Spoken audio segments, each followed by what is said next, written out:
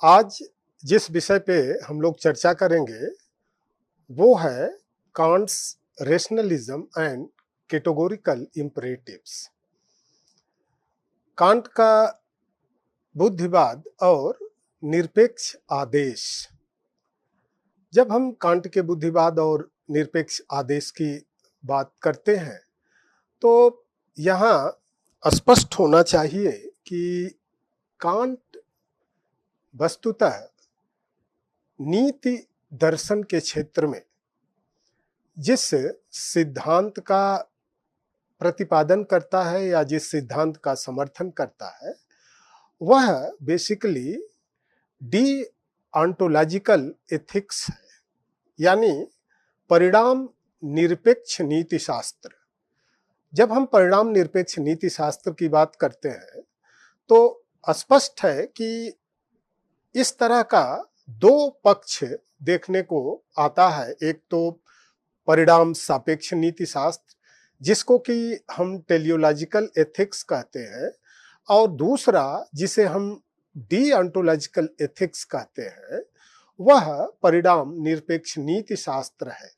इसका सीधा सा मतलब यह है कि किसी भी कर्म की शुभता या अशुभता तथा औचित्य या अनौचित्य का निर्धारण उस कर्म के परिणाम से नहीं होता है, वह कर्म के परिणाम से निरपेक्ष होता है।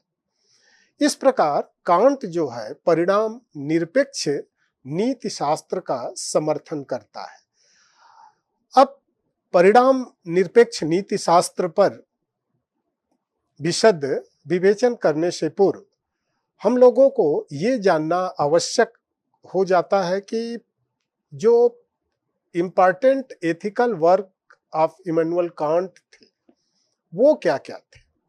Can't basically critique of practical reason, the fundamental principles of the metaphysics of the morals, groundwork of the metaphysics of morals, foundation of the metaphysics of morals।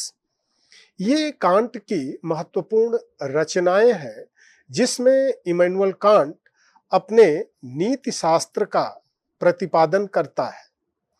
कांट्स rationalism is keen to philosophical intuitionism। Kant का जो नीति शास्त्र है या जो बुद्धिवादी नीति शास्त्र है वो कहीं न कहीं दार्शनिक अंतः प्रज्ञावाद से निकटस्थ रूप से जुड़ा हुआ है।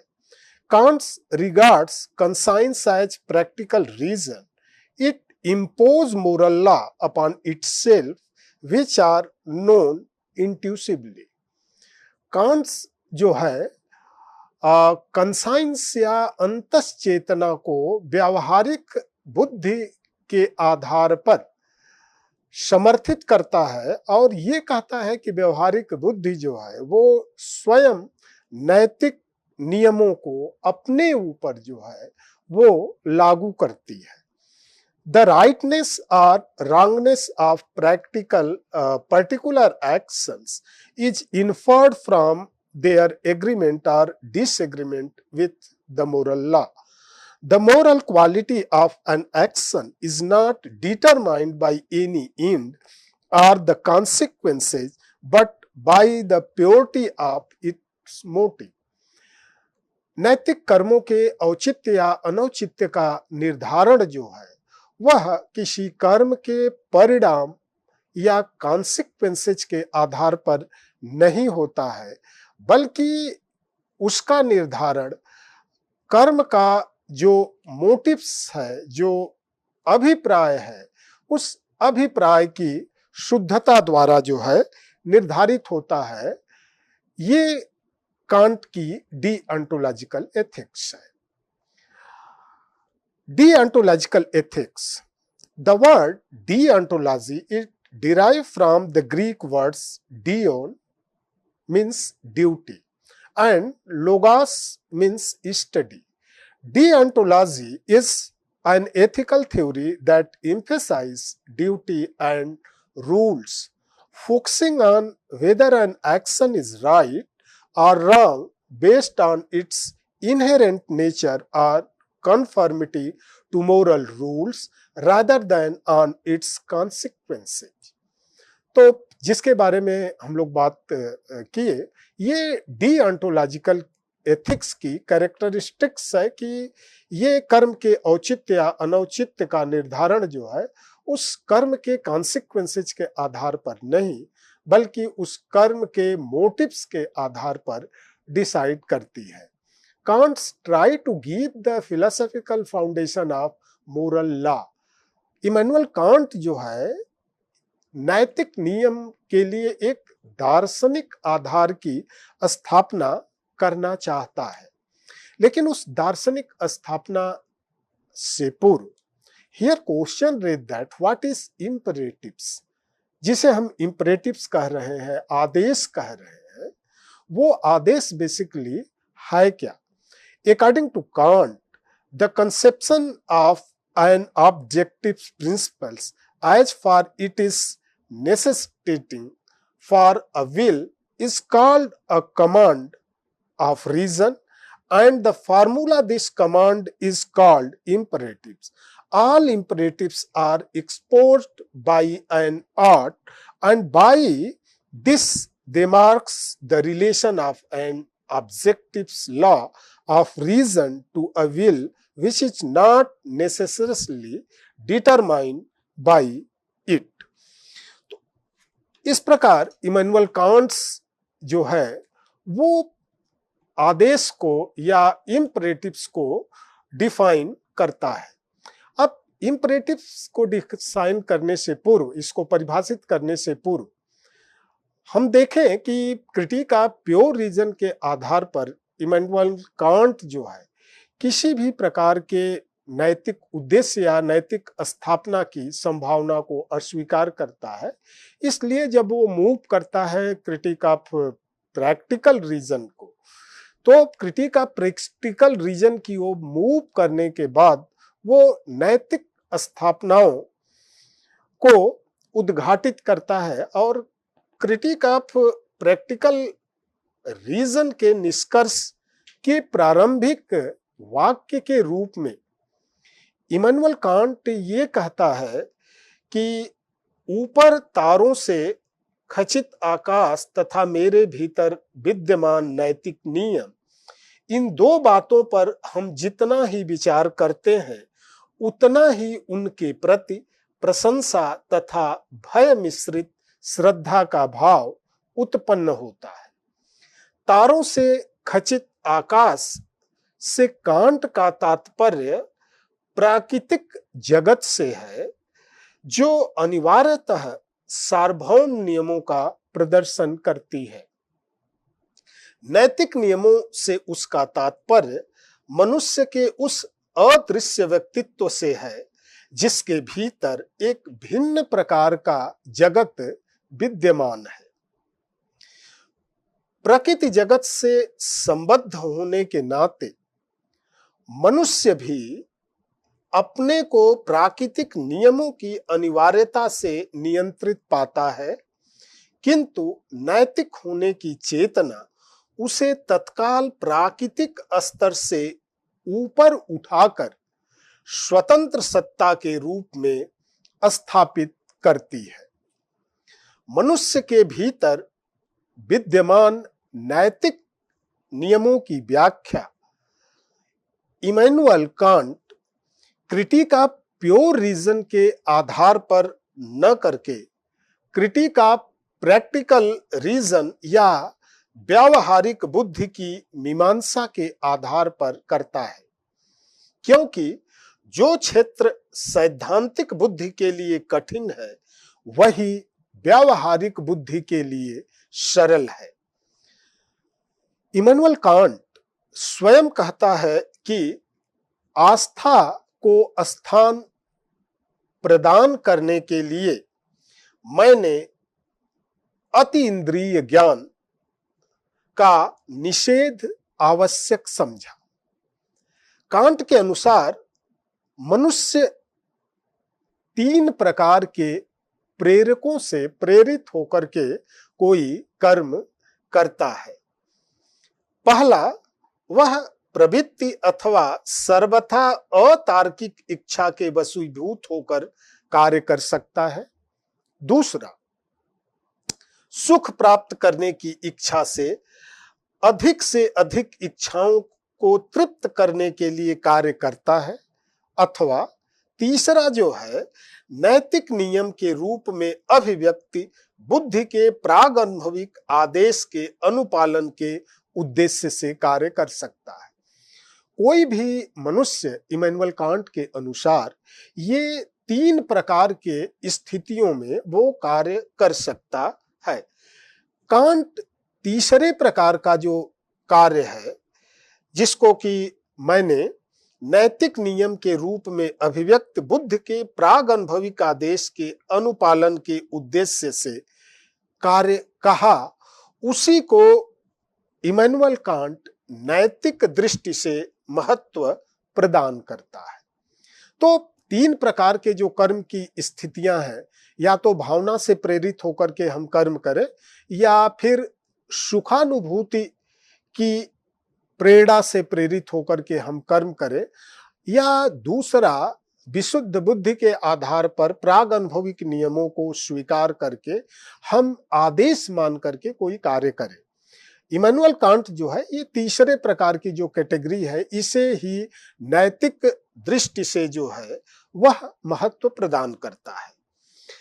अब ये जो भी नैतिकता के प्राग अनुभविक नियमों का जो स्वरूप है, वह आदेश की भांति ही होता है।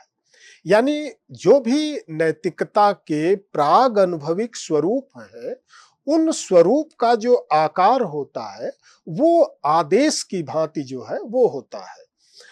अब आदेश का अभिप्राय ये है कि इस प्रकार आचरण करो कि तुम्हारी इच्छा का नियम उसी समय सार्वभौम आदेश की स्थापना करने वाला सिद्धांत जो है वो बन सके। यहां हमें नैतिक नियम की परिभाषा में जो शब्द प्रयुक्त हुए हैं, उन शब्दों की प्रयुक्तता पर विशेष ध्यान देना होगा। पहला बात यह है कि यहां जो मैक्सिम है, जिसे हम नियम कहते हैं, दूसरा जो है वो सिद्धांत है, जिसे हम प्रिंसिपल कहते हैं, तथा तीसरा जो है वो आदेश है, जिसे हम लॉ कहते हैं। कांट ने इन तीनों शब्दों को एक विशेष अर्थ में अपने एथिक्स में जो है वो प्रयुक्त किया है।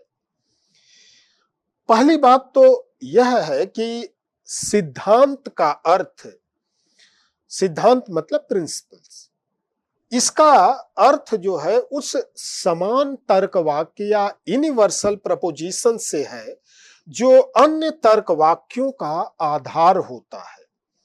कांट के अनुसार मानव व्यवहार की विशेषता इसी बात में है कि वह युक्ति संगत आदेशों के अनुसार जो है वह आचरण करता है। ये सिद्धांत जो है ये भी 2 प्रकार के होते हैं। पहला व्यक्तिगत सिद्धांत होता है, जिसे हम इंडिविजुअल थियरी कह सकते हैं, और दूसरा जो है वो वस्तुगत सिद्धांत है, जिसे कि हम ऑब्जेक्टिव थ्योरी जो है वो कह सकते हैं। व्यक्तिगत सिद्धांत विशेष के लिए वैध होते हैं। जो व्यक्तिगत सिद्धांत है वो किसी पर्टिकुलर बीइंग के लिए जो है वो वैलिड होते हैं। ये उस तरह के सिद्धांत हैं जिनको आधार बनाकर कोई व्यक्ति विशेष अपने कर्तव्य का निर्धारण करता है। इसके विपरीत जो ऑब्जेक्टिव प्रिंसिपल्स है या जो वस्तुगत सिद्धांत है, उनकी वैलिडिटी या वैधता जो है ये यूनिवर्सल होती है, सार्वभौम होती है। वे प्रत्येक विवेकशील व्यक्ति के लिए स्वीकार्य होते हैं। व्यक्तिगत सिद्धांत के लिए ही कांट मैक्सिम शब्द का प्रयोग करता है।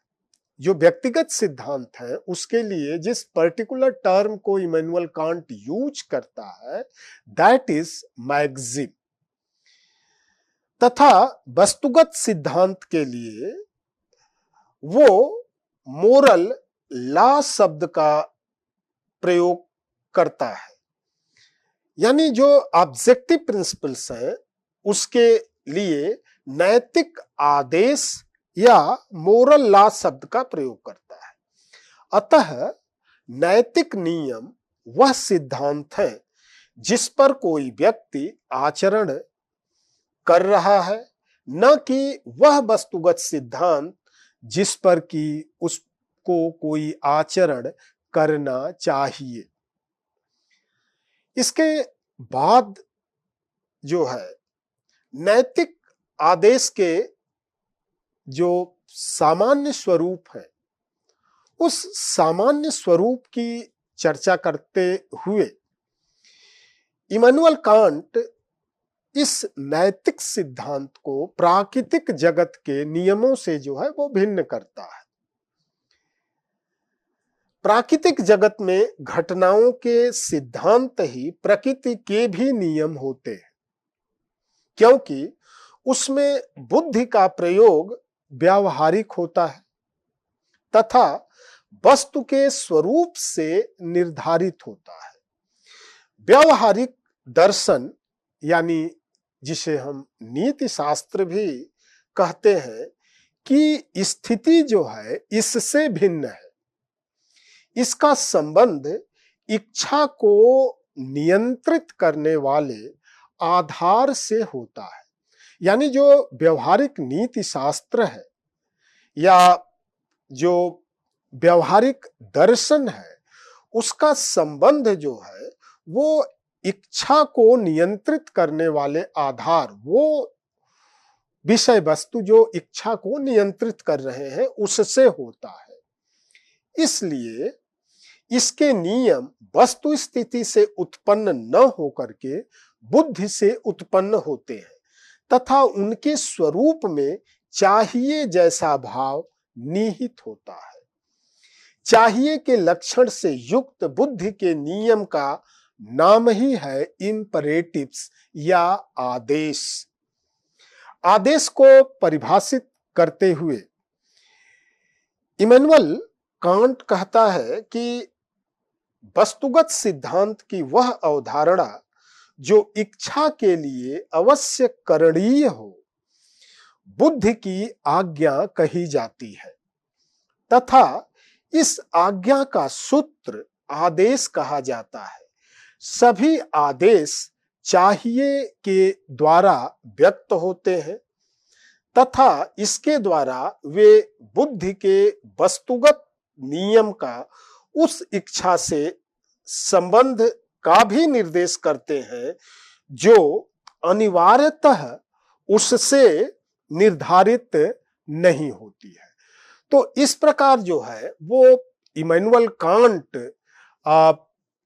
इम्परेटिव्स को डिफाइन करता है और डिफाइन करने के बाद अब हम लोग उस सिद्धांत पर आते हैं कि आदेश के बाद जिसे हम निरपेक्ष आदेश या जिसे हम कैटेगोरिकल इम्परेटिव्स कहते हैं वो वस्तुतः कैटेगोरिकल इम्परेटिव्स है क्या।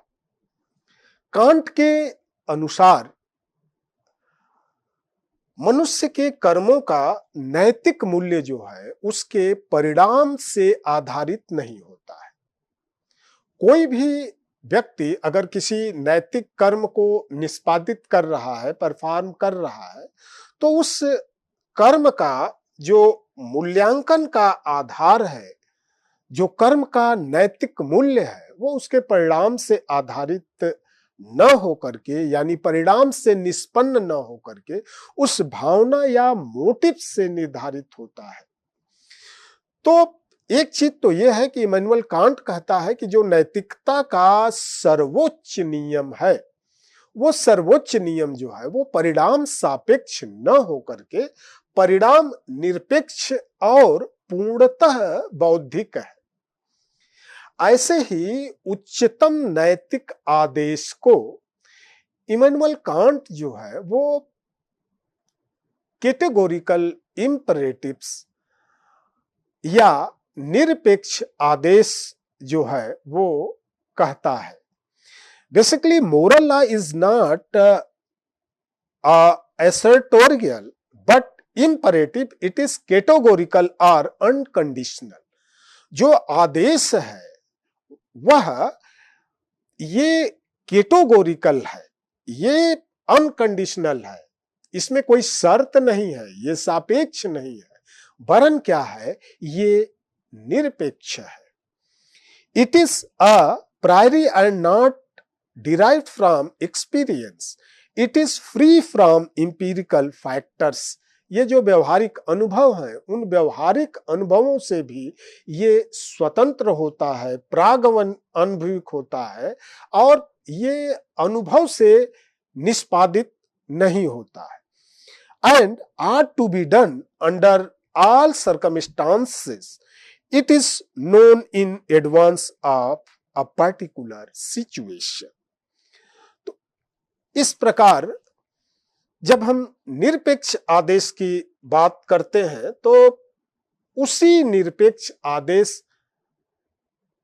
जिसका आधार किसी कर्म का कॉन्सिक्वेंसेज नहीं होता है बल्कि मोटिव्स होता है, परिणाम सापेक्ष नहीं होता है बल्कि परिणाम निरपेक्ष होता है। यह परिणाम निरपेक्षता ही इमैनुअल कांट के अनुसार नैतिकता का सर्वोच्च नियम है और यह आदेश या यह सर्वोच्च नियम ही वह आधार है जिस पर मनुष्य के समस्त कर्मों का जो है वो हम मूल्यांकन जो है वो कर सकते हैं। कांट का कथन है कि केवल अंततः बौद्धिक प्राणी होने के नाते मनुष्य को उच्चतम नैतिक आदेश के रूप में स्वीकार करना पड़ता है।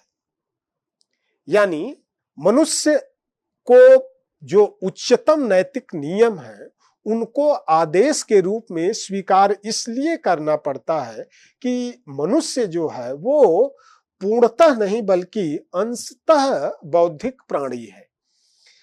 आदेश एक प्रकार की बाध्यता होती है। जब हम इम्परेटिव्स की बात करते हैं तो वो उस इम्परेटिव्स में एक प्रकार की फोर्सिबिलिटी होती है, बाध्यता होती है। अब इमैनुअल कांट ने सभी आदेश को दो रूपों में विभाजित किया है। एक को तो वो सापेक्ष आदेश कहता है और दूसरे को जो है वह निरपेक्ष आदेश कहता है। सापेक्ष आदेश वह है जो मनुष्य को किसी अन्य उद्देश्य की पूर्ति के साधन के रूप में कोई कर्म करने अथवा न करने के लिए जो है वो बाध्य करता है। तो सापेक्ष आदेश जो है वो कंडीशनल होता है और किसी न किसी मनुष्य को किसी उद्देश्य के लिए ही वो कर्म करने के लिए प्रेरित करता है। इस आदेश का जो स्वरूप है वो यह है कि यदि आप अमुक उद्देश्य की पूर्ति करना चाहते हैं तो आपको इस उद्देश्य की पूर्ति के लिए अमुक कर्म करना चाहिए। यानी इफ देन, यदि ऐसा करना चाहते हैं तो वैसा करिए। ये इस आदेश का एक स्वरूप है। जैसे यदि आप परीक्षा में उत्तीर्ण होना चाहते हैं तो आपको कठिन परिश्रम करना चाहिए या आप कठिन परिश्रम कीजिए।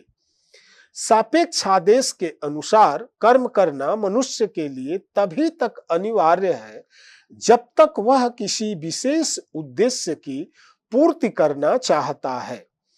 कांट सापेक्ष आदेश को नैतिक आदेश के रूप में स्वीकार नहीं करता है। यानी सापेक्ष आदेश को इमैनुअल कांट जो है नैतिक स्तर या नैतिक आदेश के रूप में वो स्वीकार नहीं करता है। इसके बाद इमैनुअल कांट सहेतुक आदेश या जिसे वह हाइपोथेटिकल इंपरेटिव्स कह रहा है, उसको वो फिर दो रूपों में विभाजित करता है। पहले को वह नैमित्तिक आदेश कहता है, जिन्हें कि वह कुशलता के नियम भी कहता है। पहला जो है वो प्रॉब्लमेटिक इंपरेटिव्स है। रूल्स ऑफ स्किल के नाम से भी इमैनुअल कांट इसे अभिहित करता है। और दूसरा जो है वह प्रैग्मेटिव या एसेटोरिक इंपरेटिव्स है, जिसे वह काउंसिल्स ऑफ प्रूडेंस के नाम से अभिहित करता है। नैमित्तिक आदेश का तात्पर्य यह है कि कार्य का लक्ष्य किसी व्यक्ति की इच्छा द्वारा निर्धारित है। इसे कांट एक उदाहरण के द्वारा समझाता है कि कार्य का लक्ष्य किसी व्यक्ति की इच्छा द्वारा कैसे निर्धारित होता है। इसको इमैनुअल कांट जो है एक उदाहरण के माध्यम से समझाता है। और वो उदाहरण यह है कि एक डॉक्टर अपने रोगी को रोग मुक्त करना चाहता है तथा वह जानना चाहता है कि इसके लिए उसे क्या क्या करना चाहिए, जैसे उसे क्या दवाइयां लेनी चाहिए, उसे ठंड से बचना चाहिए इत्यादि। एक अन्य व्यक्ति रोगी को मारना चाहता है तथा यह जानना चाहता है कि इसके लिए क्या क्या करना चाहिए। यहाँ दोनों ही व्यक्तियों का कर्तव्य उनके लक्ष्य द्वारा निर्धारित है। एक बार लक्ष्य का चुनाव कर लेने पर उन्हें कार्य की दिशा वस्तुगत तथा अनिवार्य रूप से निर्धारित हो जाती है। वे जानते हैं कि उस लक्ष्य को प्राप्त करने के लिए उन्हें क्या करना चाहिए। कांट के अनुसार हमारी शिक्षा का अधिकांश इसी प्रकार की कुशलताओं को अर्जित करने में बीतता है। उनका प्रयोग हम अपने लक्ष्य को प्राप्त करने के लिए करते हैं, लेकिन यह कोई आवश्यक नहीं है कि हम लक्ष्यों का अनुसरण करें ही। इसलिए इस आदेश को वह नैमित्तिक या प्रॉब्लमेटिक्स कहता है। उक्त उदाहरण में हम यह देख सकते हैं कि आलस्य अथवा किन्हीं अन्य कारणों से डॉक्टर रोगी के उपचार के प्रति लापरवाह हो सकता है तथा भय अथवा किन्हीं अन्य कारणों से हत्यारा उसकी हत्या से विरत हो सकता है। तो ये फर्स्ट जो भेद करता है पहला, उसके बारे में।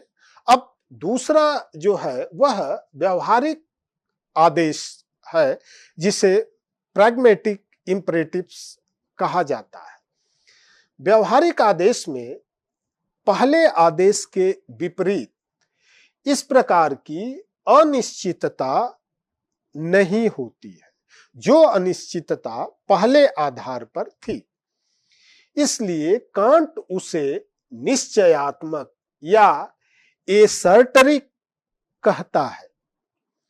व्यवहारिक आदेशक दूरदर्शिता के उपाय होते हैं, क्योंकि उन उपायों से जो लक्ष्य प्राप्त किए जा सकते हैं उन लक्ष्यों का अनुसरण सभी लोग करते हैं।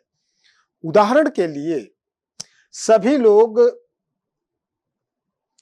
सुख प्राप्त करना चाहते हैं और इसके लिए उपयुक्त उपायों को जानने का प्रयास करते हैं। सुख की इच्छा सभी व्यक्तियों के लिए स्वाभाविक है, इसलिए सुखी बने रहने के लिए वह यथासंभव प्रयास भी करते हैं। अब जो हाइपोथेटिकल इंपरेटिव्स है, उस हाइपोथेटिकल इंपरेटिव्स के विपरीत कैटेगोरिकल इंपरेटिव्स या निरपेक्ष आदेश वह है जो कर्म को किसी अन्य उद्देश्य की पूर्ति का साधन मात्र न मानकर अपने आप में शुभ तथा अनिवार्य मानता है। यानी निरपेक्ष आदेश में कर्म की शुभता किसी परिणाम पर आधारित नहीं है, वह परिणाम निरपेक्ष है, यह अपने आप में शुभ है। इसका मतलब यह है कि यह निरपेक्ष आदेश मनुष्य की भावनाओं, प्रवृत्तियों तथा इच्छाओं पर निर्भर नहीं है। यह आदेश सार्वभौम यानी यूनिवर्सल तथा स्वतः साध्य उच्चतम नैतिक नियम है। ये जो है, ये सेल्फ प्रूव्ड जो है, ये नैतिक नियम है। इस निरपेक्ष आदेश को इमैनुअल कांट ने निम्नलिखित मूल नैतिक सिद्धांत के रूप में प्रस्तुत किया है। यानी कैटेगोरिकल इंपरेटिव्स को इमैनुअल कांट जिस सूत्र के माध्यम से प्रस्तुत करता है, वह सूत्र यह है कि ऐसे किसी नियम के अनुसार आचरण न करो जिसे तुम सार्वभौमिक नियम के रूप में स्वीकार करने का संकल्प न कर सको। इसका मतलब यह है कि जो यूनिवर्सलिटी है, जो सार्वभौमिकता है, यह सार्वभौमिकता निरपेक्ष आदेश की अनिवार्य शर्त है, जिसके अभाव में किसी भी नैतिक आदेश को नैतिक आदेश नहीं माना जा सकता। यानी सार्वभौमिकता के अभाव में कोई भी नैतिक आदेश नहीं हो सकता, क्योंकि यह सार्वभौमिकता नैतिक आदेश की अनिवार्य शर्त है। अब इस कैटेगोरिकल इंपरेटिव्स को इमैनुअल कांट जो है वो कुछ एग्जाम्पल्स के साथ वो व्यक्त करता है। सर्वप्रथम इमैनुअल कांट ये कहता है कि जो व्यक्ति अपना वचन भंग करता है, वह इस नियम के अनुसार आचरण करता है कि जब भी मेरे लिए कठिनाई की स्थिति आए या कठिनाई उत्पन्न हो, मुझे अपना वचन भंग कर देना चाहिए। परंतु कांट के विचार में वह अपने इस नियम को क्या सार्वभौमिक या यूनिवर्सल लेबल प्रदान कर सकता है? उत्तर में इमैनुअल कांट स्वयं कहता है कि अपने इस नियम को वह सार्वभौमिक नियम जो है प्रदान नहीं कर सकता, क्योंकि वह इस नियम को जब सार्वभौमिक नियम प्रदान करेगा तो इसका मतलब ये आएगा कि जब भी किसी व्यक्ति के ऊपर कोई कठिनाई आए तो वो अपने नियम को भंग कर दे। स्पष्ट है कि अगर सब लोग ऐसा करने लगेंगे तो किसी के भी वचन पर कोई दूसरा व्यक्ति जो है वो विश्वास नहीं कर सकता, और इस प्रकार अपना वचन भंग करने से किसी भी समस्या की कठिनाई जो है वो दूर नहीं होगी। वचन भंग करने की भांति ही इमैनुअल कांट जो है सुसाइड या आत्महत्या को भी अनुचित मानता है। अब हम आत्महत्या क्यों करते हैं? आत्महत्या करने के पीछे जो सबसे बड़ा कारण है वो ये है कि हमारे ऊपर या तो कोई शारीरिक या मानसिक जो है प्रेशर होता है, और उस प्रेशर को हम सहन न करने के कारण उस दबाव को बल्कि महसूस करते हैं, उस दबाव का भार न वहन करने के कारण जो है हम इस प्रकार का कदम जो है उठाते हैं। इसी प्रकार जो है, अब प्रॉब्लम यह आएगी कि अगर किसी भी व्यक्ति के जीवन में किसी प्रकार की कोई कठिनाई आए, वह या तो शारीरिक कठिनाई हो या मानसिक कठिनाई हो, उन कठिनाइयों से निजात पाने के लिए वह सुसाइड कर सकता है। अब जब वो सुसाइड कर सकता है तो क्या इस पोजीशन को हम यूनिवर्सल सार्वभौमिक आधार दे सकते हैं कि किसी भी व्यक्ति के जीवन में अगर थोड़ी सी भी कठिनाई आए तो उस कठिनाई को दूर करने के लिए वो आत्महत्या कर सकता है? स्पष्ट है कि हम ऐसा नहीं कर सकते। हम इस नियम को सार्वभौमिक नियम जो है वो नहीं बना सकते। तो स्पष्ट है कि इस प्रकार इमैनुअल कांट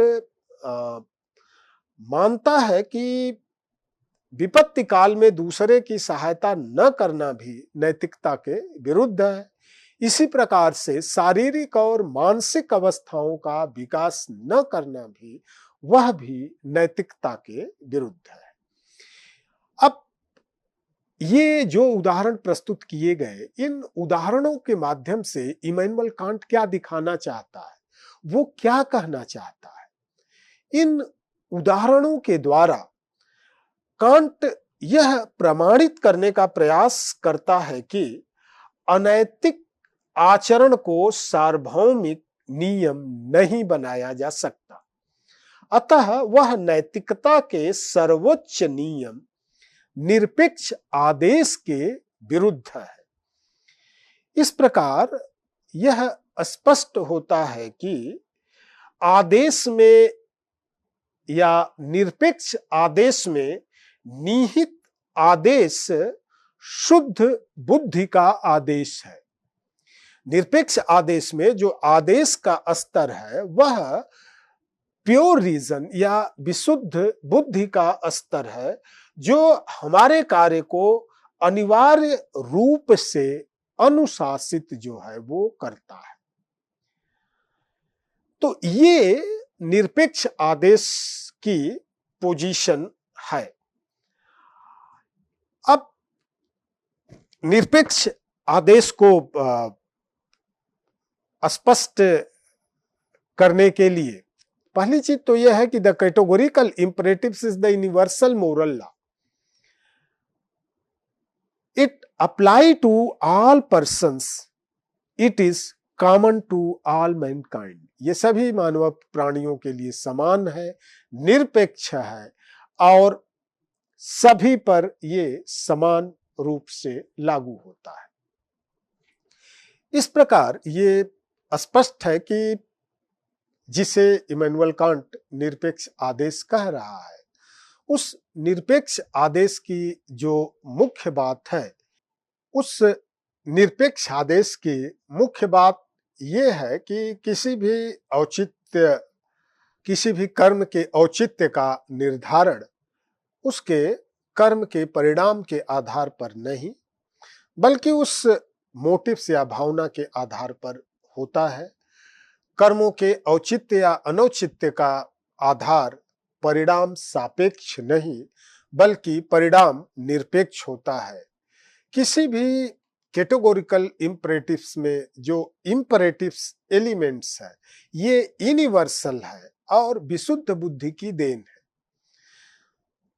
दूसरी बात यह है कि कैटेगोरिकल इंपरेटिव्स जो है ये यूनिवर्सल है, एक व्यक्ति को समान परिस्थितियों में सभी मनुष्यों पर ये जो है अप्लाई होता है।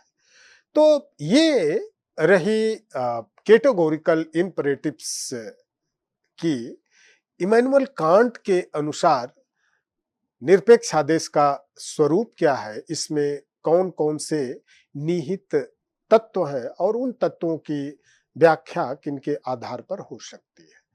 अब प्रश्न ये उपस्थित होता है कि इमैनुअल कांट ने जिस कैटेगोरिकल इंपरेटिव्स को प्रतिपादित किया, नीति शास्त्र के क्षेत्र में इस सिद्धांत का प्रणयन किया, उस सिद्धांत का सार्थकता क्या है, उसके क्या मेरिट्स या क्या डीमेरिट्स हैं, इसके बारे में हम लोगों को थोड़ी चर्चा कर लेनी चाहिए। पहली बात तो यह है कि निरपेक्ष आदेश के स्वरूप को स्पष्ट करने के लिए इमैनुअल कांट ने जो एग्जाम्पल प्रस्तुत किए हैं, उन्होंने जो उदाहरण दिए हैं, उस उदाहरणों की या उस पोजीशन की अनेक दार्शनिकों ने आलोचना की है। बेसिकली पेटेन ने इमैनुअल कांट के इस सिद्धांत की आलोचना करते हुए कांट पर एक सबसे बड़ा दोष जो लगाया, वो लगाया कि कांट जो है वह कठोरतावाद या रिगोरिज्म का समर्थक है। यानी उसके दर्शन में मनुष्य की भावना, संवेदनाएं इत्यादि जो तत्व हैं, किसी भी मनुष्य में बुद्धि तत्व होते हैं और भावना तत्व होते हैं। एक तो फीलिंग है, दूसरा वीलिंग है। कांट जो है वह रीजन को प्रियॉरिटी देता है और फीलिंग को जो है वह एवॉइड करता है, ऐसा पेटेन का कहना है। और इस आधार पर वह कांट के दर्शन पर कठोरतावाद का आरोप लगाता है। पेटेन ने कांट की इस मान्यता के औचित्य में संदेह व्यक्त किया कि किसी भी परिस्थिति में जो पूर्णबंधी कर्तव्यों का कोई अपवाद नहीं हो सकता। यानी मनुष्य के जो भी पूर्णबंधी कर्तव्य है, उन पूर्णबंधी कर्तव्यों का किसी भी पोजीशन में अपवाद नहीं हो सकता। जिसके लिए कांट ये कहता है कि वचन का पालन करना, कांट इसे पूर्णबंधी कर्तव्य मानता है कि किसी भी व्यक्ति को अपने वचन का पालन जो है वो अवश्य करना चाहिए। अब इसके विरुद्ध जो है पेटेन एक ऑब्जेक्शन देता है और वो कहता है कि हमें इसमें संदेह है कि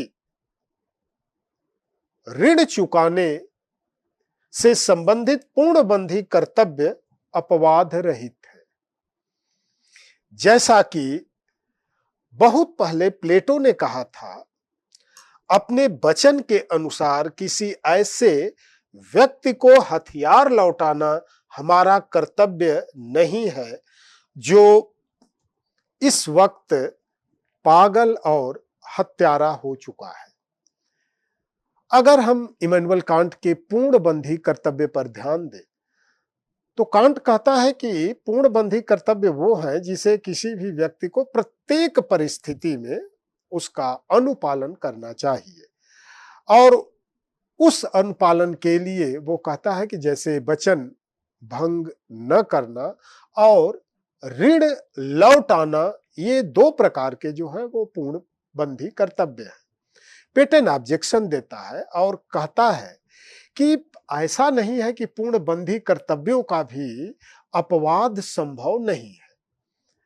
इसके लिए उदाहरण देता है कि बहुत पहले प्लेटो ने ये कहा था कि अब ऐसे व्यक्ति को हथियार लौटाना हमारा कर्तव्य नहीं है जो इस समय विक्षिप्त और हत्यारे की स्थिति में पहुंच गया है।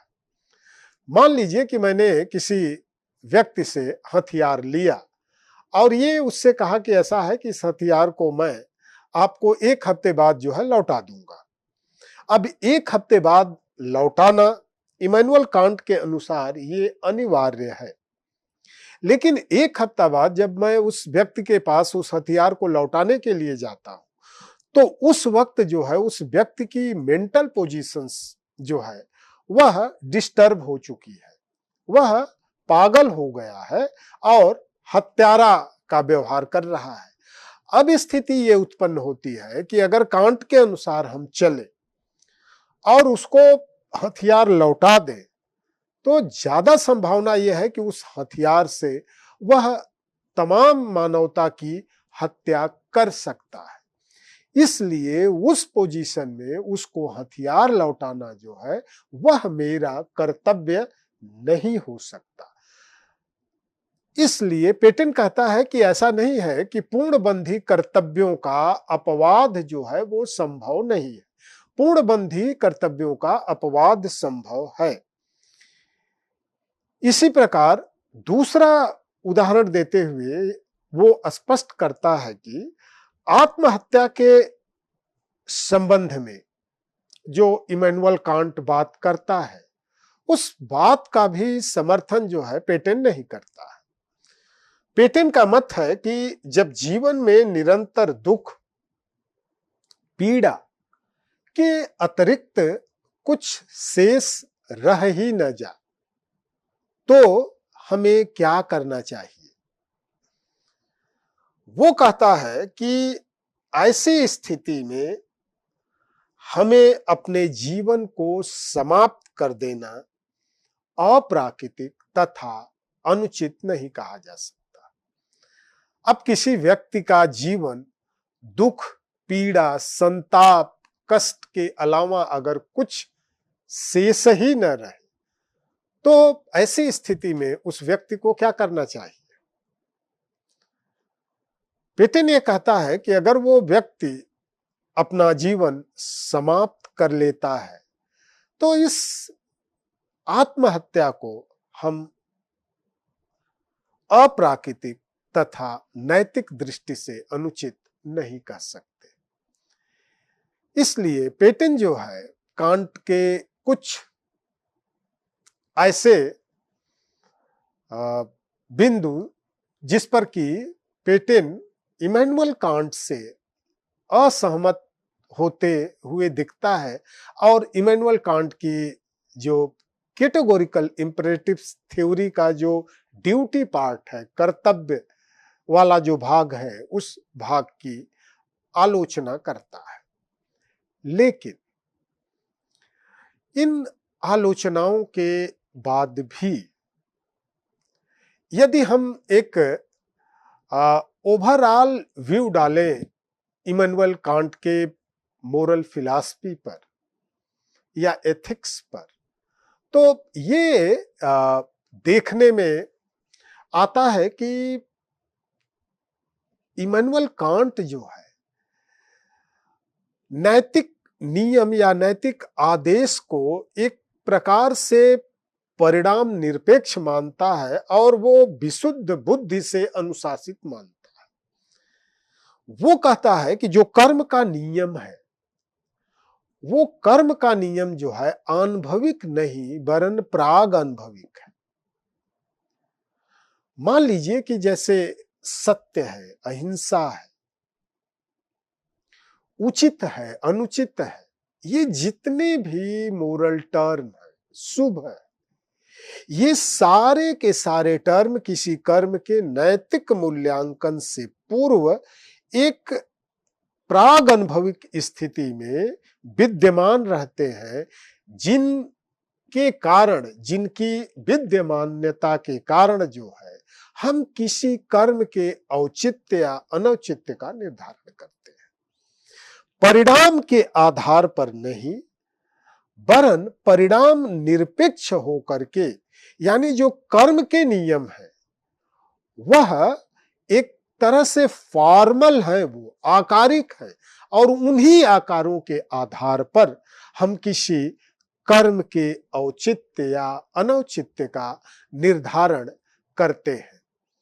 तो इस प्रकार जो है वो इमैनुअल कांट का कैटेगोरिकल इंपरेटिव्स क्या है, इंपरेटिव्स क्या है, हाइपोथेटिकल इंपेरेटिव्स क्या है और हाइपोथेटिकल इंपेरेटिव्स के क्या क्या डिवीजन है, कैटेगोरिकल इंपेरेटिव्स की क्या मेरिट डीमेरिट है, इसके बारे में हम लोग बात किए। शेष जो बातें हैं वह अगले व्याख्यान में होंगी। बहुत बहुत धन्यवाद।